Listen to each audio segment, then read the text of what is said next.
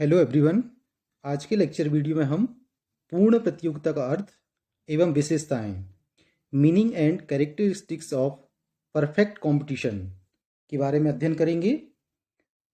इस lecture video में हम पूर्ण प्रतियोगिता के अर्थ समझेंगे और इसकी विशेषताओं के बारे में प्रकाश डालेंगे। आप इस लेक्चर वीडियो को केयरफुली वॉच करें, साथ ही आप इस लेक्चर वीडियो को ज़्यादा से ज़्यादा शेयर करें और चैनल को लाइक भी करें और सब्सक्राइब भी करें। तो आइए यहाँ पर हम परफेक्ट कंपटीशन को समझते हैं कि परफेक्ट कंपटीशन क्या होता है।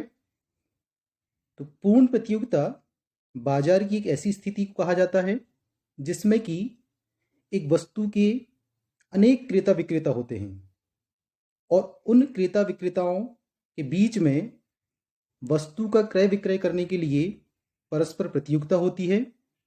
इसलिए बाजार में वस्तु का एक ही मूल्य प्रचलित होता है जिसको कि एक सामान्य मूल्य कहा जाता है। इसके साथ ही परफेक्ट कंपटीशन में व्यक्तिगत रूप से कोई भी व्यक्ति, कोई भी क्रेता हो या विक्रेता हो, वो वस्तु के मूल्य को प्रभावित नहीं कर पाता है। ऐसी जो बाजार की स्थिति होती है उसको परफेक्ट कंपटीशन, पूर्ण प्रतियोगिता की स्थिति कहा जाता है। पूर्ण प्रतियोगिता की स्थिति को स्पष्ट करने के लिए श्रीमती जॉन रॉबिन्सन ने एक परिभाषा दिया है। उस परिभाषा का हम यहाँ पर विश्लेषण कर रहे हैं कि पूर्ण प्रतियोगिता की स्थिति उस समय पाई जाती है जब प्रत्येक उत्पादक या विक्रेता की उत्पादन के लिए मांग पूर्णतः लोचदार होती है। अर्थात पूर्ण प्रतियोगिता में कहें तो क्रेता विक्रेताओं की संख्या अधिक होती है, जिससे किसी एक विक्रेता का उत्पादन उस वस्तु की कुल उपज का एक बहुत ही छोटा सा या थोड़ा सा भाग होता है। और दूसरी बात उन्होंने अपनी परिभाषा में कहा है कि सभी क्रेता प्रतियोगी विक्रेताओं के बीच चुनाव करने की दृष्टि से एक समान होते हैं, जिससे कि बाजार जो है पूर्ण हो जाता है। तो इस परिभाषा से भी परफेक्ट कंपटीशन का अर्थ जो है स्पष्ट होता है। इस परिभाषा में भी उन्होंने दो बात इसमें कही है कि विक्रेताओं की संख्या अधिक होती है, और दूसरी बात ये कहा है उन्होंने कि मार्केट में जितने भी क्रेता होते हैं, वस्तु को क्रय करने वाले होते हैं, वह जो प्रतियोगी विक्रेता होते हैं उनके बीच में चुनाव करने की दृष्टि से सभी क्रेता जो हैं एक समान होते हैं। इसलिए बाजार जो है पूर्ण प्रतियोगिता की स्थिति में हो जाता है। ये दो बातें श्रीमती जॉन रॉबिन्सन ने भी पूर्ण प्रतियोगिता के संबंध में अपनी परिभाषा में कहा है। अब आइए यहाँ पर हम पूर्ण प्रतियोगिता की विशेषताओं के बारे में अध्ययन करते हैं।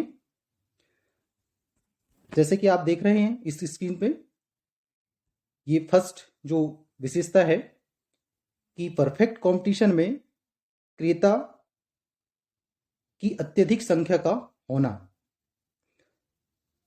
जो परफेक्ट कंपटीशन होता है उसमें क्रेता और विक्रेता, इन दोनों की संख्या जो होती है काफ़ी अधिक होती है और इनकी दोनों की संख्या पर्याप्त होती है। इसलिए कोई भी क्रेता जो है ये मांग में परिवर्तन करने में संभव नहीं होता है, यानी मांग को प्रभावित नहीं करता है, उसकी कीमत को प्रभावित नहीं करता है। और दूसरी तरफ हम देखें तो उस वस्तु के विक्रेता भी इतने अधिक होते हैं कि वह किसी भी विक्रेता की बिक्री के परिवर्तन को प्रभावित नहीं कर पाता है। नंबर 2, समरूप वस्तुएं। जैसे कि आप स्क्रीन पे देख रहे हैं, ये समरूप वस्तुएं।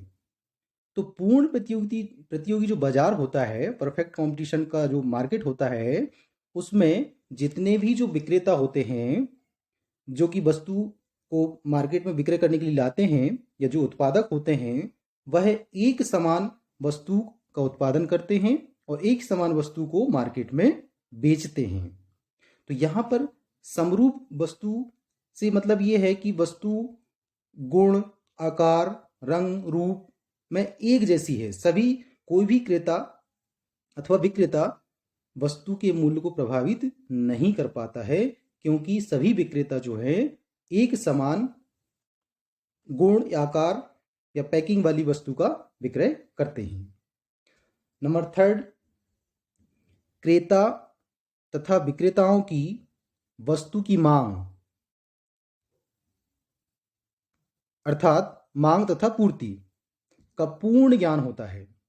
इसमें परफेक्ट कंपटीशन में ये मान के चला जाता है कि क्रेता और विक्रेता इन दोनों को मार्केट में वस्तु की कीमत का पूरा ज्ञान होता है। यानी क्रेताओं को भी इस बात की जानकारी होती है कि कहाँ पर कौन सी वस्तु किस मूल्य पर बिक रही है। इसी प्रकार विक्रेताओं को भी इस बात की जानकारी होती है कि कौन सा विक्रेता जो है किस वस्तु को किस मूल्य पर बेच रहा है। इस तरह की जो कंडीशन होती है, क्रेता और विक्रेता इन दोनों को ही वस्तु की कीमत का ज्ञान होता है, अर्थात मांग और पूर्ति की दशाओं का ज्ञान होता है। इसलिए ये दोनों ही वस्तु की कीमत को अर्थात वस्तु का मूल्य को प्रभावित नहीं कर पाते हैं। इसलिए पूरे मार्केट में सिर्फ और सिर्फ एक सामान्य मूल्य स्तर पाया जाता है। नंबर फोर्थ, उत्पत्ति के साधनों में पूर्ण गतिशीलता होती है। जो परफेक्ट कंपटीशन होता है, इसके अंतर्गत उत्पत्ति के जो साधन होते हैं वह पूर्ण गतिशील होते हैं, अर्थात उत्पत्ति के साधन एक उद्योग से दूसरे उद्योग में आसानी से बिना रोक टोक के आसानी से वह जा सकते हैं, स्थानांतरित हो सकते हैं। यदि मान लीजिए कि किसी उद्योग विशेष में उत्पत्ति के कोई ऐसे साधन काम कर रहे हैं जो कि उस उत्पादन में ज़्यादा कुशल नहीं है, तो उसके स्थान पर उत्पत्ति के कुशल साधनों को लगाया जा सकता है। तो इस तरह से हम देखें तो परफेक्ट कंपटीशन में उत्पत्ति के जो साधन होते हैं उसमें पूर्ण गतिशीलता पाई जाती है। नेक्स्ट विशेषता नंबर फिफ्थ, यातायात लागतों की अनुपस्थिति। जो परफेक्ट कंपटीशन होता है उसमें सभी उत्पादक जो हैं या सभी विक्रेता जो हैं, ऐसा माना जाता है कि ये सभी विक्रेता जो हैं आपस में काफ़ी समीप एक दूसरे के होते हैं, जिससे कि जो लागत व्यय है ये नहीं आती है। लागत व्यय एक तरह से हम कहें तो ये एक नगण्य हो सकती है या नहीं के बराबर में हो सकती है। इससे बाजार में वस्तु की जो कीमत होती है वह एक समान बनी रहती है। इस संबंध में स्टोनियर एवं हैग इस विशेषज्ञ का कहना यह है कि पूर्ण प्रतियोगिता की विवेचना करते समय यह मान लेना सुविधापूर्ण होगा कि सभी उत्पादक एक दूसरे के बहुत समीप कार्य करते हैं, उत्पादन करते हैं, जिसके कारण यातायात लागतें नहीं के बराबर आती है। तो इस तरह से जो परफेक्ट कंपटीशन होता है उसमें यातायात लागत नहीं के बराबर में होती है, नगण्य होती है। नंबर 6, समान मूल्य।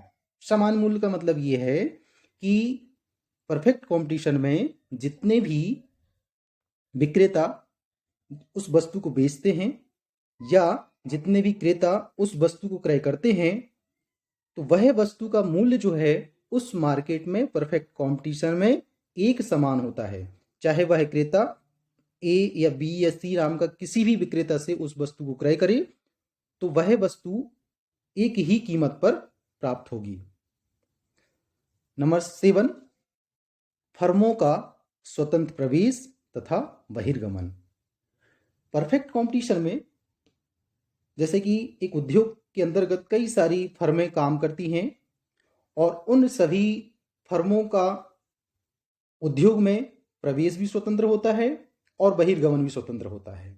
इसका मतलब ये है कि फर्म चाहे तो उस उद्योग विशेष में जब तक वह चाहे उत्पादन कार्य कर सकती है, और यदि उस फर्म को लगता है कि इस उद्योग की बजाय उसे दूसरे उद्योग विशेष में ज़्यादा प्रॉफिट हो सकता है, तो वह इस उद्योग विशेष में उत्पादन कार्य बंद करके दूसरे उद्योग में वह जा सकती है। तो इस तरह से परफेक्ट कंपटीशन में हम देखें तो फर्मों का जो प्रवेश और बहिर्गमन जो होता है वह स्वतंत्र होता है। नंबर 8, परफेक्ट कंपटीशन में कोई प्रतिबंध नहीं होता है। यानी परफेक्ट कंपटीशन में किसी भी तरह का कोई कंट्रोलिंग नहीं होती है, कोई गवर्नमेंट का किसी तरह का इंटरफेयर नहीं होता है, गवर्नमेंट वस्तु की कीमत पर किसी तरह का इंटरफेयर नहीं करती है। यानी परफेक्ट कंपटीशन में हम देखें तो वस्तु की कीमत का जो निर्धारण है वह वस्तु की मांग शक्ति और वस्तु की पूर्ति शक्ति, इन दोनों शक्तियों के द्वारा ही कीमत का निर्धारण होता है। और इसके अलावा और भी कोई जो एक्सटर्नल शक्तियां होती है, जैसे गवर्नमेंट हो सकती है, कोई संस्था हो सकती है, कोई पॉलिसी हो सकती है, वह उस वस्तु की कीमत के निर्धारण को प्रभावित नहीं करती है। नेक्स्ट, नंबर 9, परफेक्ट कंपटीशन में विक्रय लागत नहीं होती है, विक्रय लागत का अभाव होता है। अर्थात विक्रय लागत में कई तरह के विज्ञापन आएंगे, प्रचार प्रसार आएंगे, ये सब परफेक्ट कंपटीशन में नहीं होते हैं, क्योंकि सभी विक्रेता जो है एक समान वस्तु का विक्रय करते हैं और सभी क्रेता भी उन वस्तुओं को एक समान कीमत पर क्रय करते हैं। इसलिए परफेक्ट कंपटीशन में किसी तरह की विक्रय लागत नहीं होती है। तो ये बात तो अभी हमारी हुई परफेक्ट कंपटीशन की विशेषताओं के बारे में।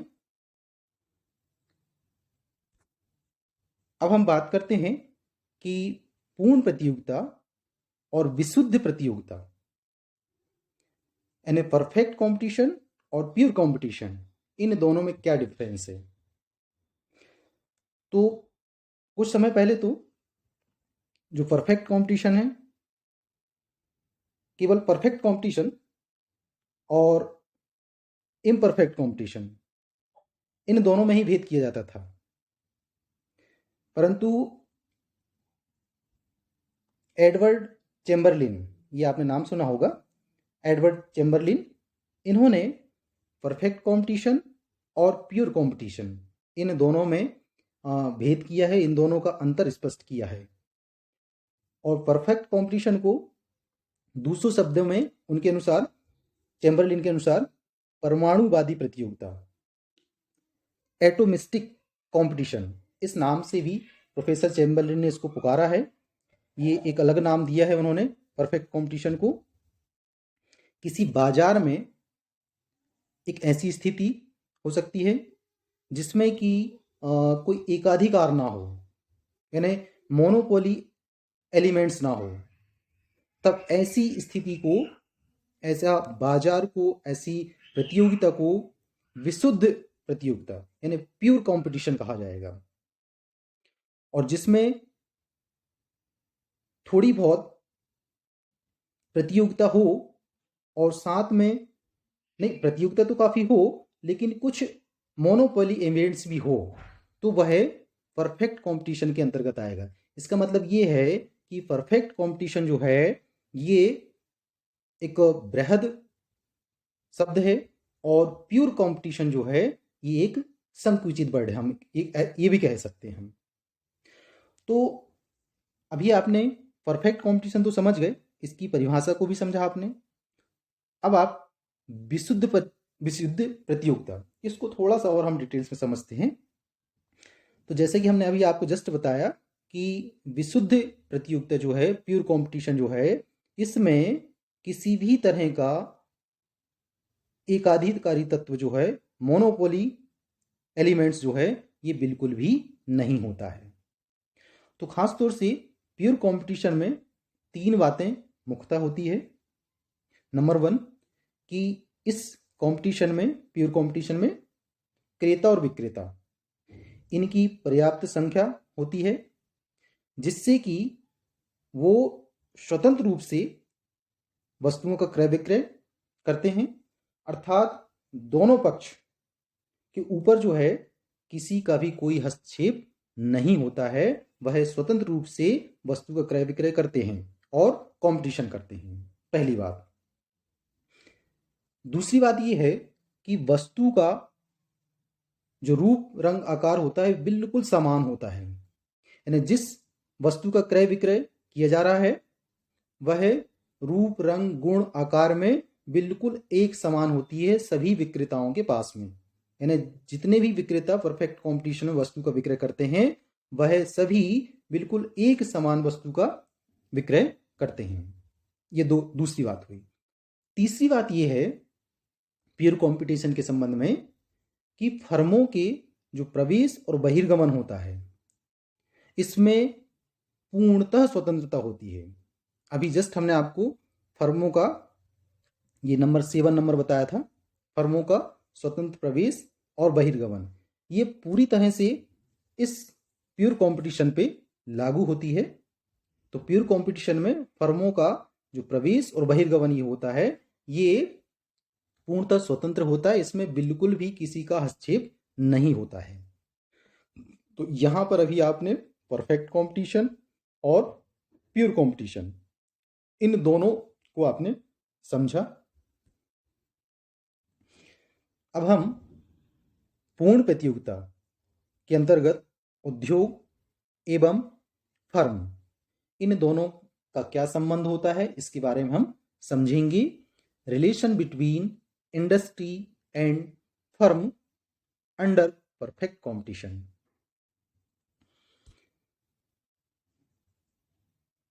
देखिए, इन दोनों का संबंध समझने के लिए उद्योग और फर्म इन दोनों का संबंध हम समझ रहे हैं परफेक्ट कंपटीशन के अंतर्गत।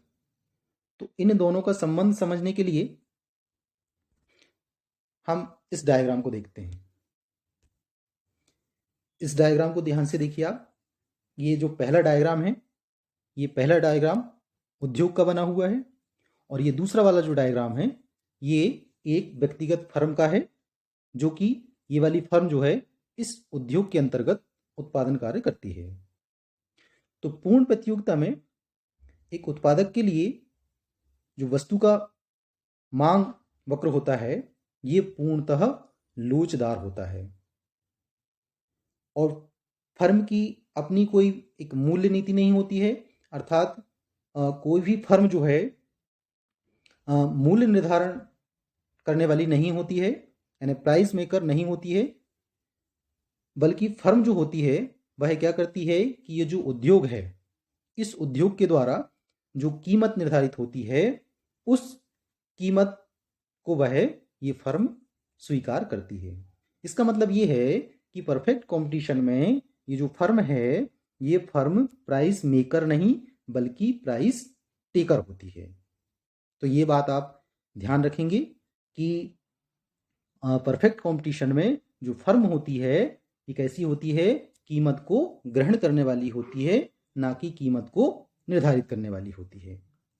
और इस मार्केट में यानी परफेक्ट मार्केट में हम बात करें, परफेक्ट कंपटीशन मार्केट की हम बात करें, पूर्ण प्रतियोगिता की बात करें हम, तो इस मार्केट में वस्तु के मूल्य का जो निर्धारण होता है वह उद्योग के द्वारा किया जाता है और उद्योग में सामूहिक रूप से मांग और पूर्ति इन दोनों ही सापेक्षिक शक्तियों के द्वारा वस्तु के मूल्य का निर्धारण होता है। और इस उद्योग के द्वारा, ये जो उद्योग दिख रहा है आपको, इस उद्योग के द्वारा जिस कीमत का निर्धारण किया जाता है उसी कीमत को ये फर्म जो है स्वीकार करती है। तो इस संबंध को यानी उद्योग और फर्म इन दोनों के संबंध को हम इस डायग्राम के माध्यम से समझते हैं।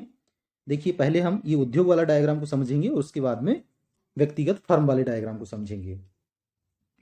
तो यहां पर इस डायग्राम में हम देखें उद्योग वाले डायग्राम में, तो ये डी जो है उद्योग का मांग वक्र है और एसएस जो है उद्योग का पूर्ति वक्र है। ये दोनों मांग वक्र और ये पूर्ति वक्र, ये दोनों वक्र एक दूसरे को बिंदु ई पर काट रहा है या स्पर्श कर रहा है, जहां पर वस्तु की जो कीमत है ये देखिए आप ओपी निर्धारित होती है और वस्तु की मात्रा जो है वो एन निर्धारित होती है। ये उद्योग में हम देखा, यानी उद्योग में वस्तु की जो कीमत है वह कितनी निर्धारित होती है, इस डायग्राम में हम देखें तो ओ पी निर्धारित होती है। अब ये जो फर्म जो है ये क्या करती है कि इस ओपी कीमत को, इसी कीमत को, ओपी कीमत को ही वह देखिए, ये देखिए आगे डैश डैश, इसको वह स्वीकार करती है।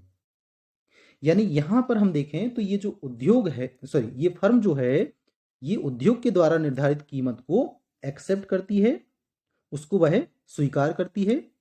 और यहां पर देखिए ये जो प्राइस लाइन ये जो आगे गई है फर्म तक पहुंच गई है, ये देखिए, तो इसका मतलब ये है कि उद्योग में जो कीमत निर्धारित हुई है उसी कीमत को फर्म ने भी स्वीकार किया है। इसीलिए ये वाला जो डैश डैश वाला जो लाइन दिख रही है आपको, कर्व दिख रहा है, ये फर्म का मांग वक्र भी है और एवरेज रेवेन्यू कर्व भी है और मार्जिनल रेवेन्यू कर्व भी है, ये तीनों ही है। इसलिए ये वाला जो कर्व है ये ओ एक्स एक्सिस के समानांतर है। इसका मतलब ये है कि फर्म जो है इस उद्योग के द्वारा निर्धारित की गई ओपी कीमत, इस कीमत पर, ओपी कीमत पर वस्तु की जितनी चाहे उतनी मात्रा को बेच सकती है। यानी फर्म जो है उद्योग के द्वारा निर्धारित कीमत को प्रभावित नहीं करती है, बल्कि उद्योग जिस कीमत को निर्धारित करता है उस कीमत पर फर्म जितनी चाहे उतनी मात्रा वस्तु की बेच सकता है।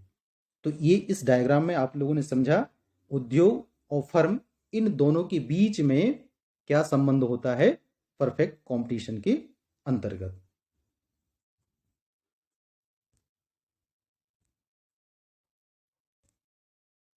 अब देखिए परफेक्ट कंपटीशन के अंतर्गत एक सिंपल सा क्वेश्चन है कि क्या पूर्ण प्रतियोगिता एक मिथ्या कल्पना है।